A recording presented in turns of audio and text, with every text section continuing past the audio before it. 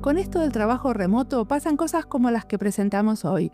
Una persona que vive en Alemania es de Colombia y trabaja para un think tank en Finlandia. Muy representante de esta diáspora, de estas ideas que pasan fronteras y se desdibujan en las márgenes de varias disciplinas.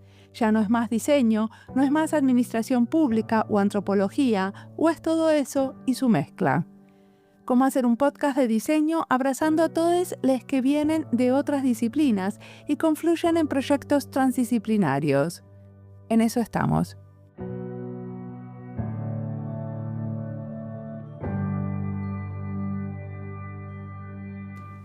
Ángela Galeano es una antropóloga colombiana que trabaja en innovación social. Hablamos sobre cómo construir instituciones públicas capaces de aprender, experimentar y transformarse continuamente, con la idea de generar valor público en contextos de incertidumbre y de policrisis. Nos contó qué es una gobernanza humilde y sobre dónde ve ella las posibilidades de reimaginar las instituciones públicas. Hablamos de diseño como una práctica integradora, de prototipos y de las diferencias entre Latinoamérica y Europa. Mi nombre es Mariana Salgado, esto es Diseño y Diáspora.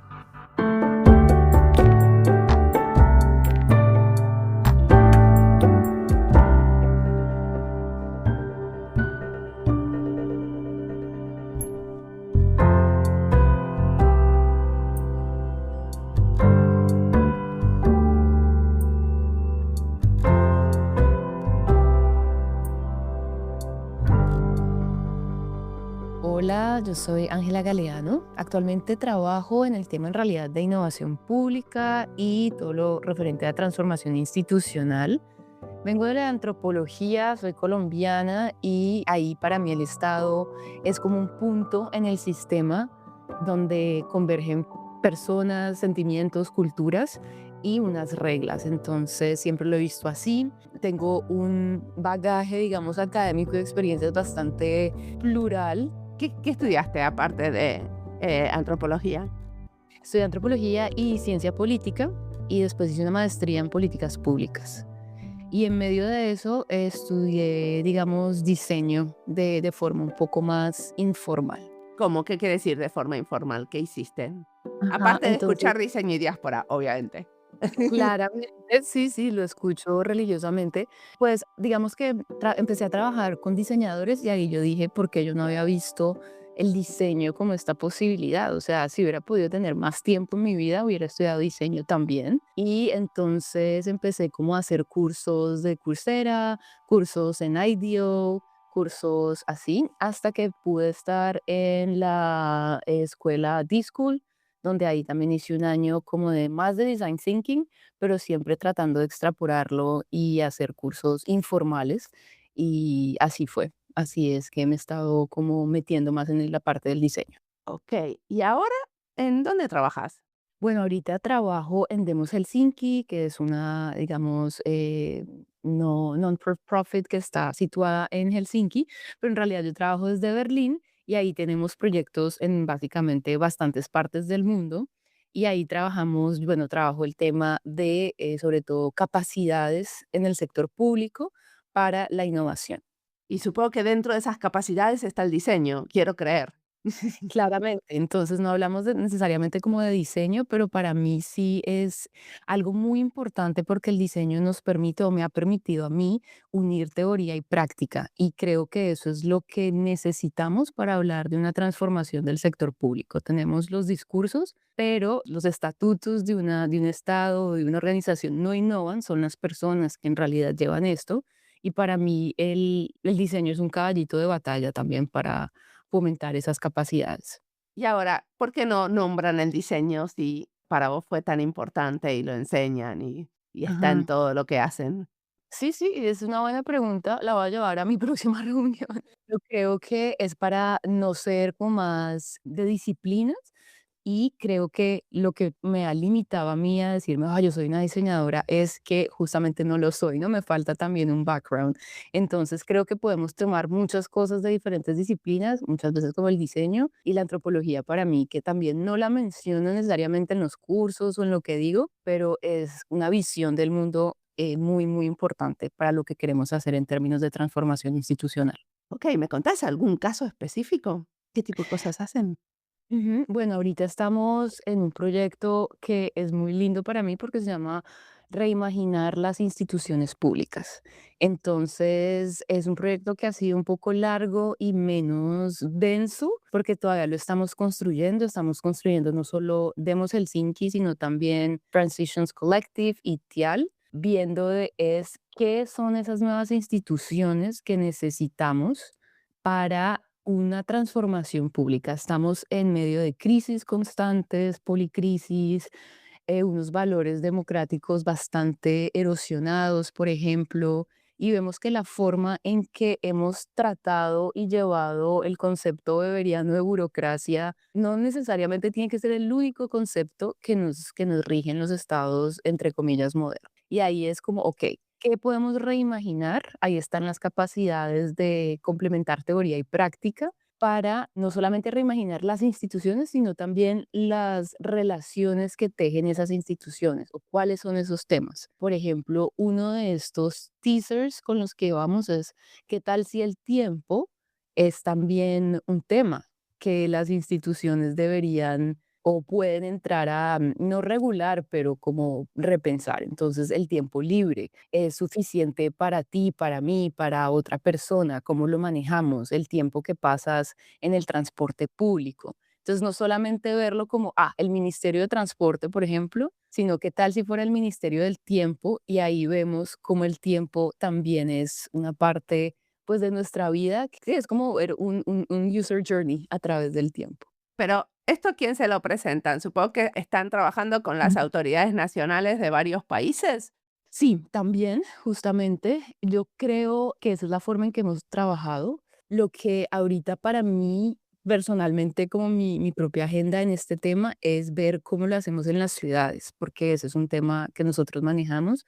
Me interesa mucho, no solamente como el nivel nacional que en el cual he trabajado y a veces es más fácil decir, el Estado debería entonces hacer X, Y o O Z. sea que trabajan con las municipalidades. Entonces, ustedes van a unas municipalidades y les ofrecen que vamos a reimaginarnos las nuevas instituciones que puedan tener. ¿Es así o es al revés? O ellos lo Es llaman. al revés, sí, es al revés, yo creo. Digamos que ahí Demos Helsinki trabaja en varias capas, ¿no? Entonces, por ejemplo, esta capa más conceptual, están también universidades, instituciones, personas que trabajan en el tema de forma más como consultores. Y a partir de ahí tenemos como un, entre comillas, un grupo de personas que maneja este concepto. Y ya cuando lo bajamos a las ciudades, que también es unas, digamos, entre comillas, clientes o socios, ya obviamente cambia un poco, por ejemplo, a lo que estamos haciendo ahora y en un proyecto en los que estoy es constituir esas como rutas o journeys de innovación alrededor de las ciudades, que no necesariamente tienen que ser con reimaginar instituciones, pero sí está en qué más es posible.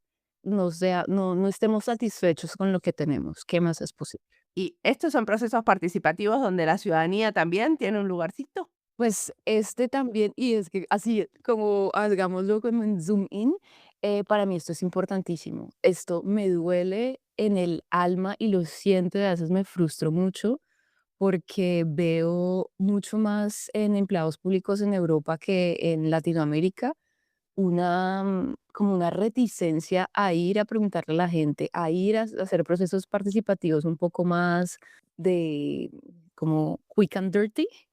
Pero para mí esto es importantísimo. Es como si tú no eres capaz de salir de la forma en que hablas en tu municipalidad, en tu lenguaje institucional, no estamos haciendo lo que queremos. Y esto sí para mí es clave, clave, clave. Entonces, espera, ustedes tienen algún proyecto con la ciudad y proponen esto de reimaginar las instituciones públicas, que es un proyecto más grande que trabajan con diferentes ciudades en paralelo. ¿Entiendo bien? Más o menos, digamos que el reimaginar instituciones públicas es un proyecto tipo conceptual. Sí. Después nuestro trabajo un poco más práctico con pues una de los socios que tenemos, digamos, para hacer este trabajo de transformación de la sociedad es a través de diferentes proyectos. Uno de esos en el que yo estoy es construir rutas de innovation journeys, Y esto a través de cómo vamos a solucionar problemas, a través como de ese lente de diseño participativo, diseño research design y este punto de innovación, que obviamente está entonces como punto guía, ¿qué más es posible? ¿Ok? Entonces, Ujú. bueno, contame, ¿qué hicieron en una ciudad concreta? Pues mira, en uno de, no necesariamente en reimaginar instituciones, pero ya como trabajando en las ciudades, estoy trabajando con una ciudad, no voy a decir cuál, pero me encanta porque ellos llegaron con, no tenemos plata, no tenemos nada de plata, necesitamos hacer esto súper eficiente y no tenemos plata para construir ni colegios, ni salas de deporte, ni nada, entonces ayúdennos. Y ahí el gran momento es, bueno, nosotros no les vamos a construir nada, pero yo creo que vale la pena preguntarse si este es de verdad el problema. El problema ahorita es más que la ciudad no logra dar al ciudadano, a los residentes de verdad, lo que prometió.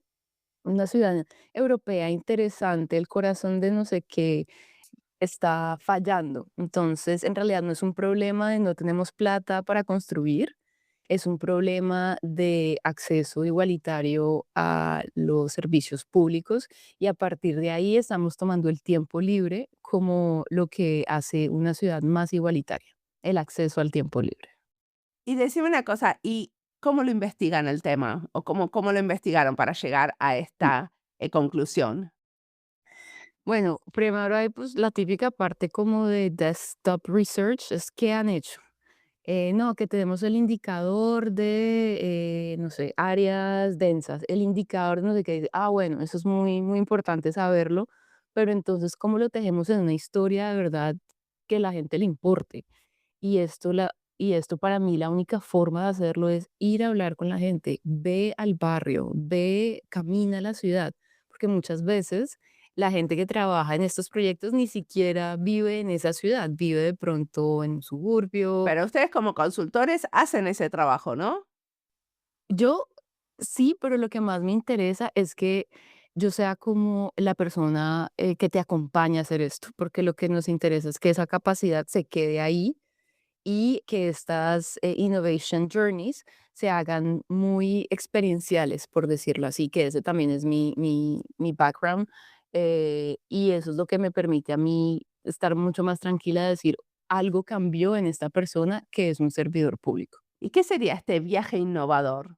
¿Quién es el que viaja acá? ¿Es el ciudadano? ¿Quién viaja? Bueno, digamos que está bien centrado en el servidor público. Es una de mis usuarios, digamos, de mis personas con las que trabajo y los que más me gusta trabajar, porque los veo como el Estado y las instituciones como organismos vivos, donde son las personas al interior que están innovando, porque necesitamos que las cosas sean distintas. Y entonces para mí en este momento es ese viaje innovador de la ciudad a través de sus empleados públicos y en los viajes, como siempre, uno conoce personas, hace encuentros y entonces en esos encuentros donde se crea más sentido y más como thickness, ¿cómo sería eso?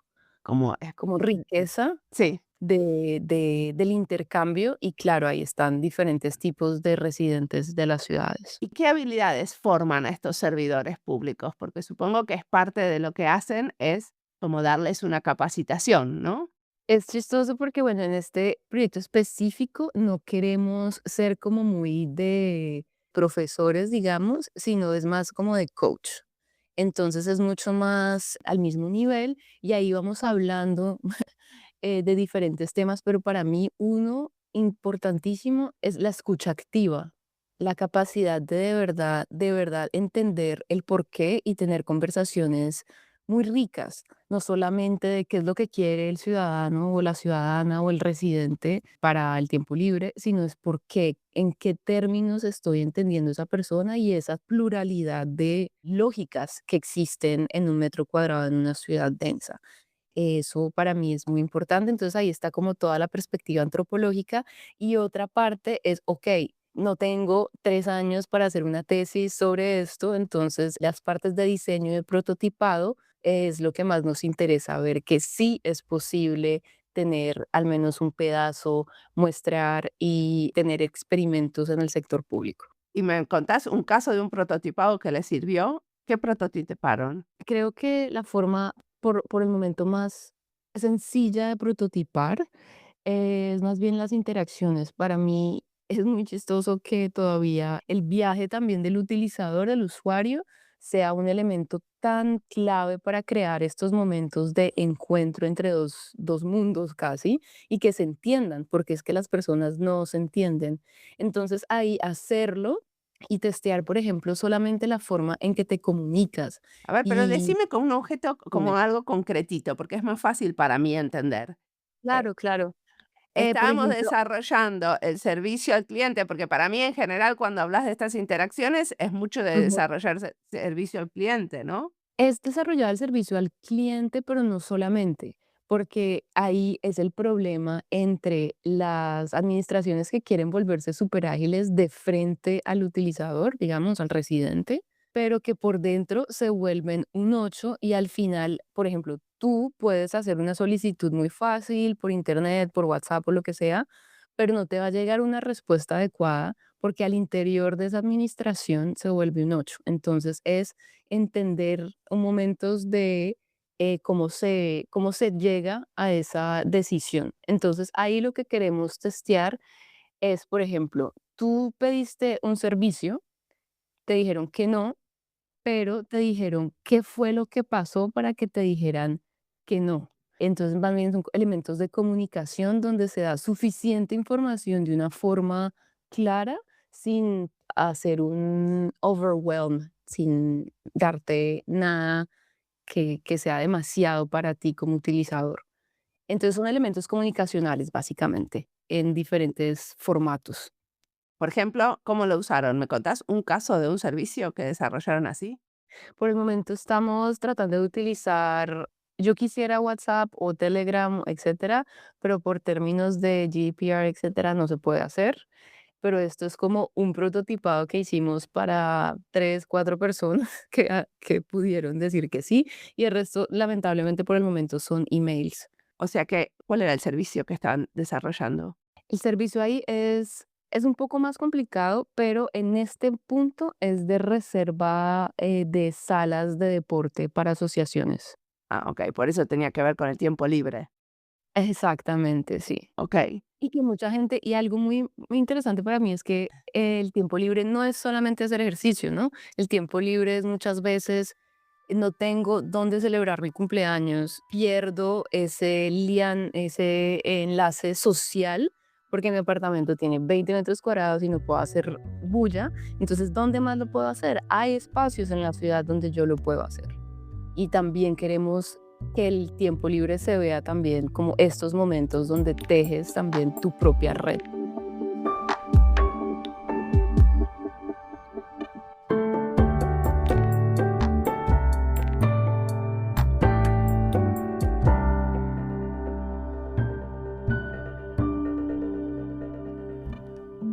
Esta entrevista es parte de las listas Innovación Social, Diseño y Políticas Públicas, Antropología, Colombia, Finlandia, Alemania y Diseño y Gobierno. Las listas las encuentran en nuestra página web, en la sección de recomendados en Spotify y en YouTube. Si estás buscando algo y no lo encontrás, siempre te puedes comunicar conmigo.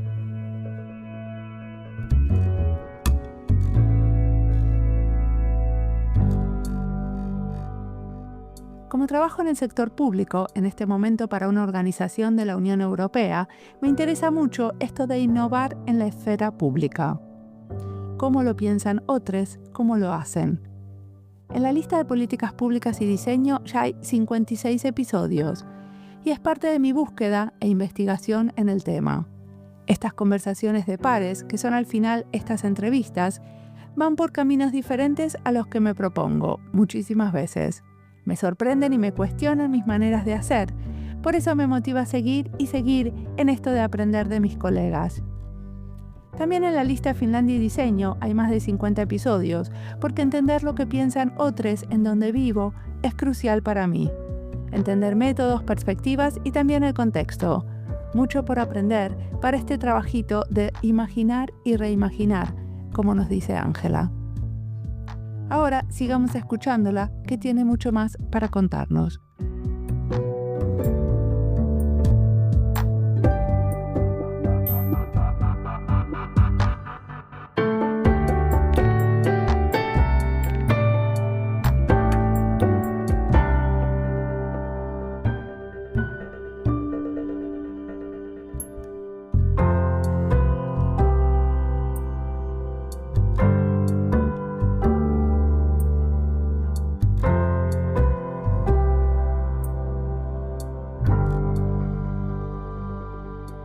Pero vos, aparte de trabajar en Europa, trabajás en Colombia. Pues sí, digamos que esa es una de mis prioridades, cómo sigo con este vínculo con mi país y con mi región y con mi ciudad muchas veces. Entonces, una forma en que lo hemos podido hacer es a través de un podcast que tenemos, se llama Futuro Público, y ahí tenemos conversaciones con las personas que hacen proyectos innovadores y las cosas pasar, por decirlo así.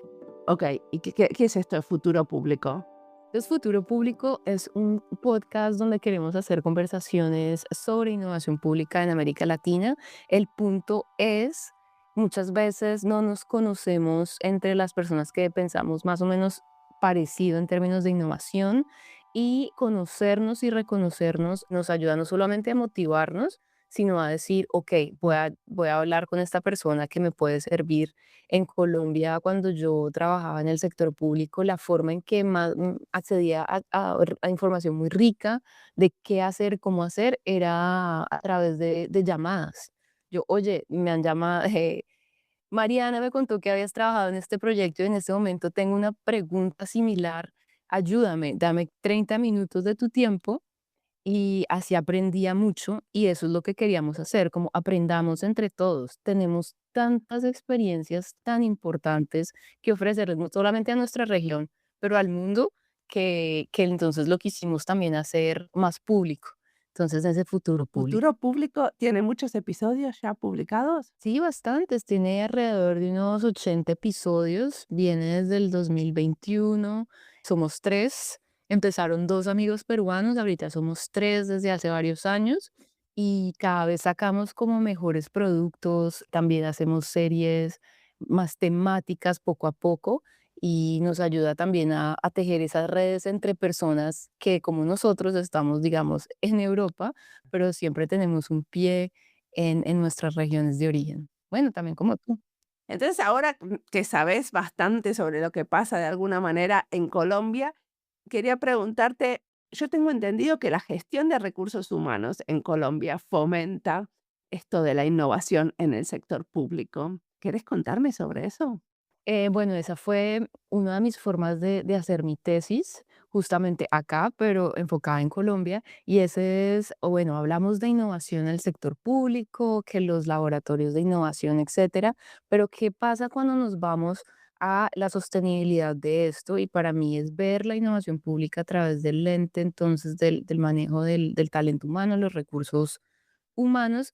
Pues creo que todavía no hemos, digamos, llegado a un estado de madurez en la innovación pública, porque nos faltan capacidades, y esa generación de capacidades in situ es muy importante verlas a través de esas estrategias de formación en tu trabajo, en tu organización, cuando eres un empleado público. Entonces va por ahí, qué capacidades son necesarias, son claves, cómo las llevamos a cabo del terreno, de la práctica de verdad del terreno, y qué momentos se abren para los empleados públicos y servidores públicos de aplicarlas de verdad.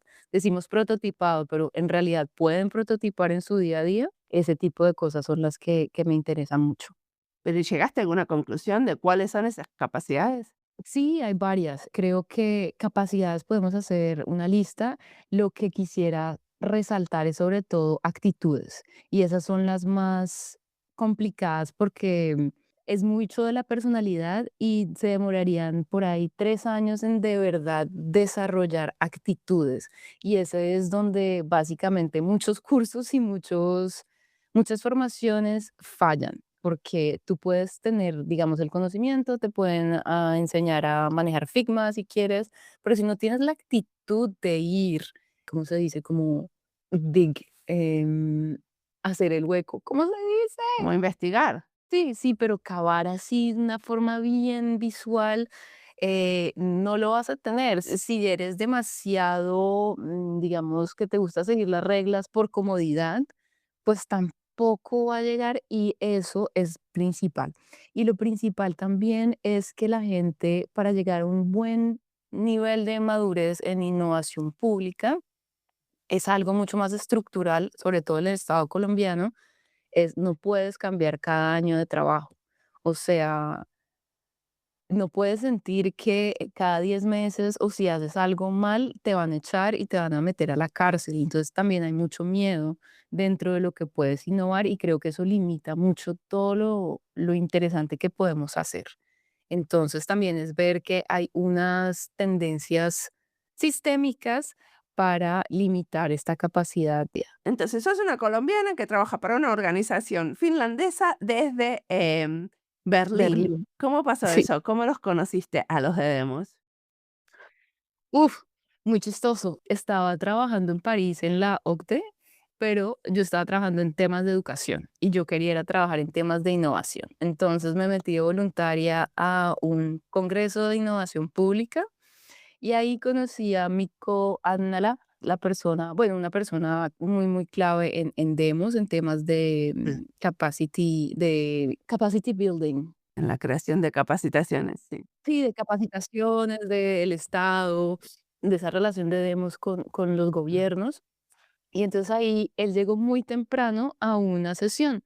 Entonces nos pusimos a charlar y él me habló de Demos Helsinki y yo fue, pucha, esto es lo que yo quiero hacer en la vida, me parece excelente.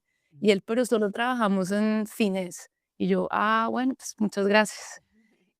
Y bueno, igual lo seguí en LinkedIn por años hasta que vi en un momento una vacante que era justo mi perfil y justo lo que yo quería hacer en ese momento, que es acompañar a servidores públicos de municipalidades a generar este cambio institucional a través de sí mismos. Perfecto. Decime una cosa, ¿qué te parece que se están equivocando los que están haciendo capacitaciones en el sector público? Porque hay miles de Miles. diferentes de empresas que se dedican a capacitar el sector público. E incluso hay empresas más enfocadas en el diseño que también hacen esto. Entonces, ¿en qué se están equivocando que ustedes hacen de manera diferente? Creo que uno de los conceptos más chéveres para mí es gobernanza humilde, la humble governance. Y aplicar eso a todo, no solamente a la forma en que vemos el liderazgo, sobre todo en la gente en el sector público, sino a cómo nosotros mismos vemos ese liderazgo como de opinión y de conectar. Una cosa que creo que podemos hacer mejor, y ahí estamos varios latinos tratando de mover esta agenda, es no solamente tener tan en cuenta Europa, sino otras realidades. Hay tantos países en el mundo que hacen las cosas súper interesantes, pero que justamente por no estar, digamos, en el ombligo del eurocentrismo, pues no tienen sus 15 minutos de fama. Entonces, creo que explorar más de otras realidades para llevarlas dentro de nuestras formaciones o formas de ver el mundo es algo que estamos haciendo que debemos mejorar y que ahí creo que también enriquecemos con la forma de ver lo finlandés, con lo del país y otras realidades. Bueno, esto del este concepto con el que ustedes trabajan de un gobierno humilde, Ujú. eh, ¿a qué se refiere? Humble governance, bueno, ese gobierno humilde se refiere a que para hacer política y estar en esta gobernanza, tienes que ser consciente de que para resolver cosas muy complejas te vas a equivocar y no sabes. Entonces tienes que experimentar y experimentar lleva a fallar y a decirlo públicamente, pero sobre todo necesitas tiempo, actitud y aptitud de sintetizar y decir, ok, teníamos la idea de hacer A, hicimos A en uno 2 3 y en realidad fallamos. Entonces necesitamos ahorita B. Y esta vez que hacemos B, necesitamos entonces hacerlo en criterios diferentes. Y eso lleva a que necesites hablar con muchos más actores, a que hagas negociaciones y a que muchas veces bajes la cabeza para ver qué más puedo hacer con más personas para que esto tenga más sentido. Sí, más sentido, sobre todo social. Así es la forma en que manejamos un poco la complejidad de nuestros mundos y de nuestros presentes. Bueno, eso estoy totalmente de acuerdo. ¿Qué encontraste vos en Latinoamérica que tendríamos que aprender en este lado del mundo? Creo que una cosa, una teoría que tengo es en Latinoamérica innovamos porque todo es un desastre o creemos que todo es un desastre, entonces probemos algo nuevo. Probemos algo nuevo porque esto está mal, esto está mal, esto está mal, esto está mal. Y aquí es como, bueno, las cosas no están tan mal. Si probamos es como porque queremos, porque tenemos la opción de probar. En cambio, en Latinoamérica es porque no tenemos. Y creo que ese no tenemos otra opción, deberíamos tenerlo más en Europa, porque ya llegó el momento, o sea, esto no puede continuar así y no va a continuar así. Y te adaptas anticipatoriamente o pues te ahogas. Eso me gusta. Como que hay una urgencia en innovar que no existe en Europa, ¿a eso te referís? Sí, Y eso cambia la actitud de los servidores públicos y de sí. Y de hacerlo de una forma más desde la alegría, desde reírnos juntos, pasar momentos juntos, comer juntos a veces más de 25 minutos. Eso también a veces lleva a que en los momentos de crisis, pues se vea más llevadera la cosa. o sea, desde la alegría sucede en Latinoamérica, quiero creer. Un ¿A eso poco te más, referís? sí. Ujú. Que nos falta Al un menos poco de alegría acá en Europa en las maneras de hacer las cosas. sí, en Latinoamérica puede ser estamos jodidos, pero bueno, hagámosle. Hay salud, entonces hagámosle la última milla y llevémonos mejor. Entonces, es posible trabajar más en equipo. Perfecto.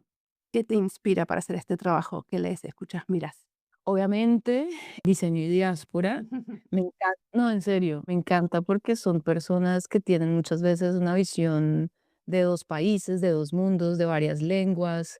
Me gusta mucho leer, la verdad, literatura, soñar dentro de diferentes lenguas también. Y hay una cosa que me emociona mucho, es en realidad 2 cosas. Uno, la comida, la cocina en realidad, el significado social de la cocina. Me encanta cocinar, me encanta descubrir recetas y ver cómo se conecta con ese día a día. Y 2, la música. También porque nos conecta y me energiza mucho. Y, por ejemplo, la salsa para mí es como, aquí hay todo. Aquí hay raíces africanas, aquí hay, no sé, ¿Qué grupo modos escuchas de salsa? bueno, obviamente el grupo Nietzsche de Cali, pero también Nietzsche la de Cali. trombonamba. Sí, sí, sí. Y mucha de la salsa en realidad un poco más vieja neoyorquina de los años 70 y 80, donde es en realidad es un montón de latinos. Pero dame algún nombre, porque si no, Ujú. no sé qué poner. Pues digamos la Fania es como el ejemplo absoluto, creo. Perfecto.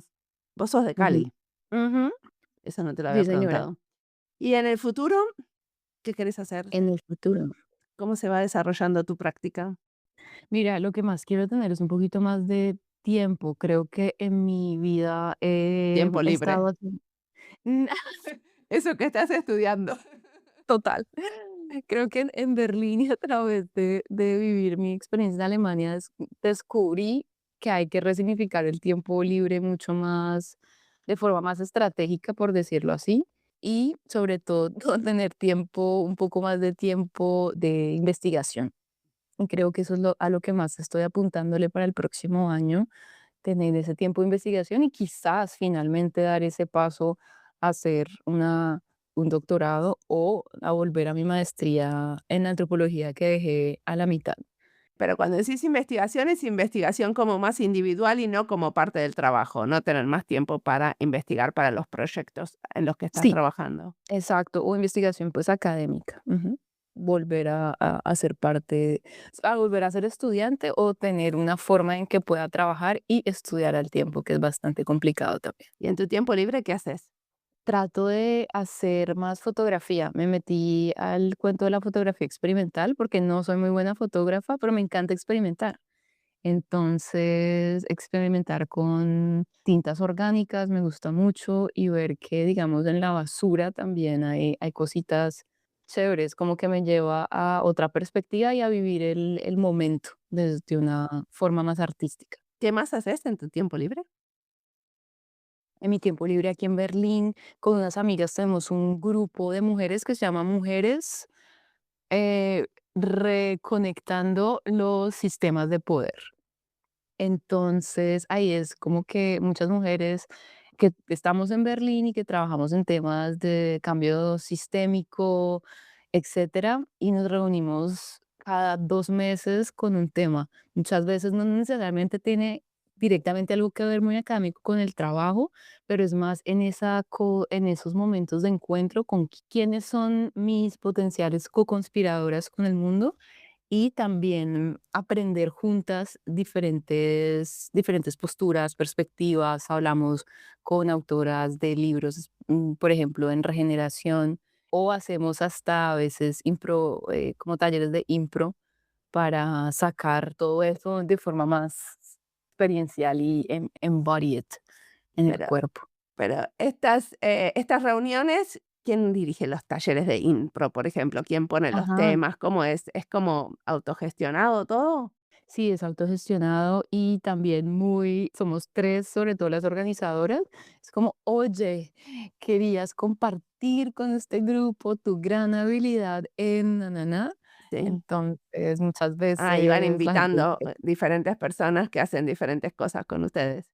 exacto, y la que tenemos pronto va a ser sobre todo en comedia, como como reírse también, remover o resignificar los sistemas de poder, que es muy interesante, y ahí tenemos a alguien en stand-up.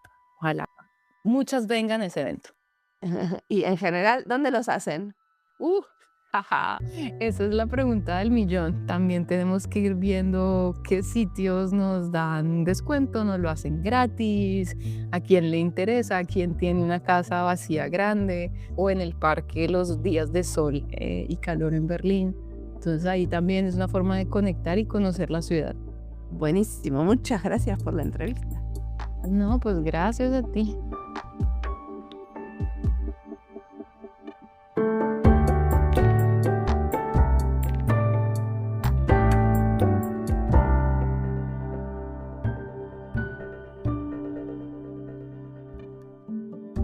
Me dejó pensando esta entrevista que quizás la innovación pública no escala porque seguimos mirando las herramientas y no las personas, no los laboratorios ni los métodos, ni siquiera las disciplinas que cada quien trae encima. Hay algo frágil y difícil de nombrar, las relaciones, las conversaciones, las redes que se tejen entre gente que acepta no saber del todo qué hacer. Por eso resuena tanto esa idea de las co-conspiradoras, no como una comunidad amable ni como una red profesional, sino como espacios donde se puede ensayar otra forma de hacer. Y si la capacidad más importante para innovar no fuera esto de prototipar ni diseñar, sino construir la confianza suficiente para equivocarnos juntas. También me queda dando vueltas la cuestión del tiempo, no solamente como tema de política pública, sino como una condición para imaginar algo distinto. Tiempo para escuchar, tiempo para experimentar, tiempo para fallar y volver a intentar. En tantos podcasts hablamos del tiempo, de parar, de desacelerar, es casi un mantra el tema. Me aburre y a la vez me resulta imprescindible. Y esa repetición me sirve. En América Latina aparece esa urgencia de innovar porque no queda otra. En Europa quizás la sensación es que todavía hay margen para seguir igual, nos dice Ángela. Pero en ambos casos, la pregunta es cómo se transforman las instituciones que siempre están llegando un pilín tarde. O cómo se abren espacios donde personas distintas puedan pensar juntas. Cómo estas potenciales co-conspiradoras se buscan, se encuentran y se acompañan. No para controlar el futuro, sino para imaginarlo diferente.